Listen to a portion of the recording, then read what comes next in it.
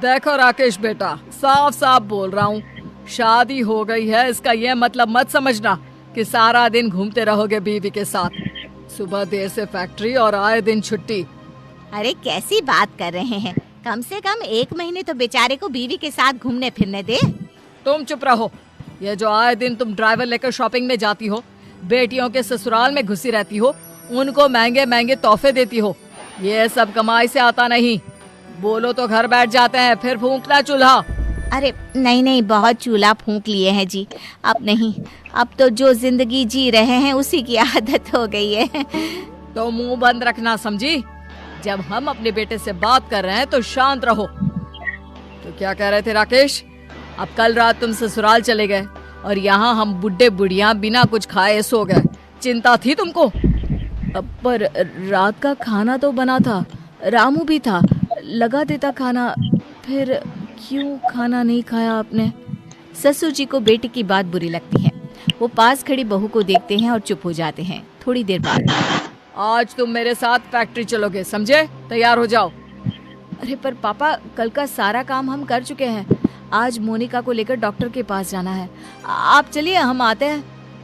बहू को डॉक्टर के पास कालू ड्राइवर ले जाएगा। पर पापा, देख, जितना बोल रहे हैं करो, तैयार होकर जल्दी आओ, इंतजार कर रहे हैं हम। बेटा बेचारा क्या करता, पिता के कहने पर तैयार होकर कार में बैठ जाता है। कार के अंदर, ड्राइवर, वो पहाड़ी वाला राम मंदिर है ना, वहाँ ले चलो कार। अरे नहीं पापा, आगे से गलती नहीं करेंगे, पहाड़ी से ना फेंको हमें प्लीज पापा। अरे चुप लपड़गंजू, फेंकने नहीं समझाने ले जा रहे हैं। वो क्या है ना, पहाड़ी में तुम्हारे दिमाग का नेटवर्क ठीक से पकड़ेगा।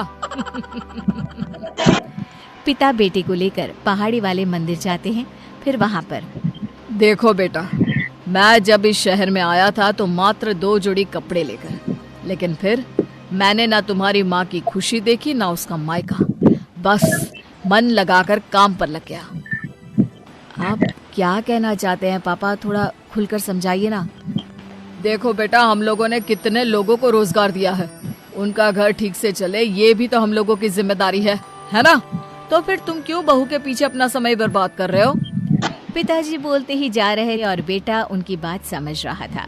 कई घंटों की बातचीत के बाद, आप सही बोल रहे हैं पिताजी, ये औरतें हमें तभी तक पूछेंगी जब तक हम इन लोगों को सुख सुविधा दे रहे हैं।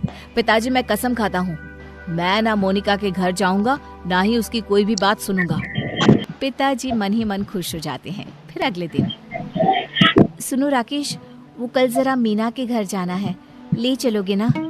देखो मोनिका, इस घर में सारा दिन कोई ना कोई आता रहता है, अगर तुम चली गई तो उन लोगों के चाय नाश्ते उठने बैठने का इंतजाम कौन करेगा?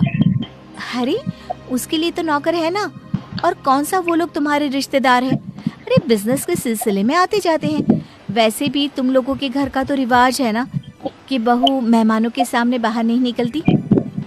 देखो राकेश, मैं बंद कर नहीं रह सकती हूँ। शादी से पहले हम कितना घुमा फिरा करते थे। वो पहले की बात थी, अब मेरे पर जिम्मेदारी है, बिजनेस देखना है। सारा दिन तुम्हारे साथ घूमूंगा तो काम पर कब जाऊंगा? राकेश अब मोनिका से बात भी कम करता था। एक सुबह, अरे राकेश, तुम कब आए?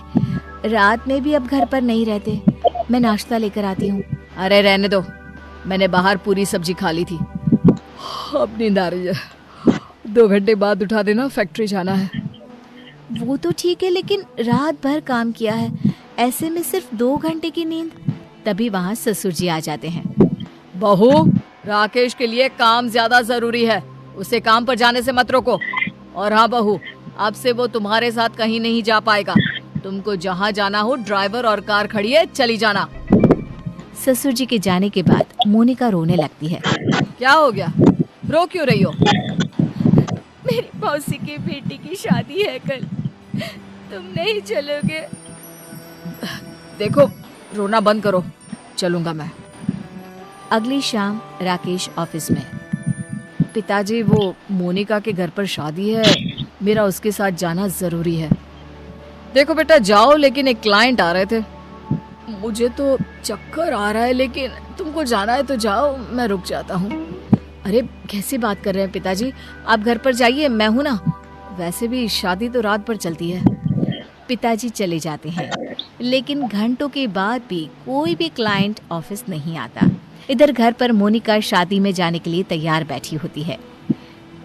बहुत इंतजार के बाद भी जब राकेश नहीं आता तो मोनिका बेटा, उसको तो मैंने कहा था कि तू घर चला जा, मीटिंग मैं देख लेता हूँ, लेकिन माना ही नहीं। एक काम करो, तुम ड्राइवर लेकर चली जाओ। मोनिका अपनी माँ को फोन करती है। अरे नहीं नहीं मोनिका, शादी के बाद अकेले आना अच्छा नहीं लगता, तुम रहने दो। मैं बोल दूंगी कि तुम्हारी सास की तबीयत ठीक नहीं थी। मोनिका कपड़े बदलकर सोने चली जाती है। सुबह उठती है तो राकेश कुर्सी पर सो रहा होता है। मोनिका उसे उठाने की कोशिश करती है, लेकिन उसका तो शरीर गर्म होता है। अरे इन्हें तो बुखार है, मैं अभी डॉक्टर को बुलाती हूँ। क्या हो गया राकेश को? तैयार होकर आया नहीं अभी तक? पिताजी, उनकी तबीयत खराब हो गई है, मैं डॉक्टर को फोन कर रही हूँ। आज वो घर पर ही आराम कर लेंगे। अरे नहीं नहीं, कुछ नहीं होता, उससे बोलो नहाकर तैयार हो जाए। जी पिताजी, मैं बस आ ही रहा हूँ। किसी तरह राकेश तैयार होकर ऑफिस पहुँचता है, लेकिन तुरंत चक्कर खाकर गिर जाता है। अरे क्या हो गया इसे? कोई डॉक्टर को बुलाकर लाओ जल्दी से। ये क्या? आपका बेटा तो बुरी तरह से थका हुआ है, इसे तो रिलैक्स होने की जरूरत है। क्या बात है, ये काम इतना ज्यादा कर रहा है कि नींद भी पूरी नहीं हो रही है। अब जी हाँ, अब क्या कर सकते हैं? अरे क्या कर सकते हैं मतलब? नई नई शादी हुई है तो बहू और बेटे को बाहर भेज दो, थोड़ा माहौल बदलेगा तो आराम भी मिल जाएगा। आखिर इकलौता बेटा है आपका, क्यों इसकी जिंदगी से खेल रहे हैं? जी डॉक्टर साहब, समझ गया मैं। घर आकर, अरे बहू पैकिंग कर ले तू। और राकेश, 10 दिन के लिए अमेरिका जा रहे हो घूमने के लिए। मोनिका को तो कान पर विश्वास ही नहीं होता। पर पिताजी काम? हाँ बेटा, काम तो होता रहता है। अब तो हम लोगों का काम सेटल हो गया है। छोटे मोटे काम के लिए तो मैं हूँ ही, बाकी 10 दिनों में तुम लोग वापस आ भी जाओगे। अपना ख्याल रखना और हो सके तो मुझे माफ कर देना।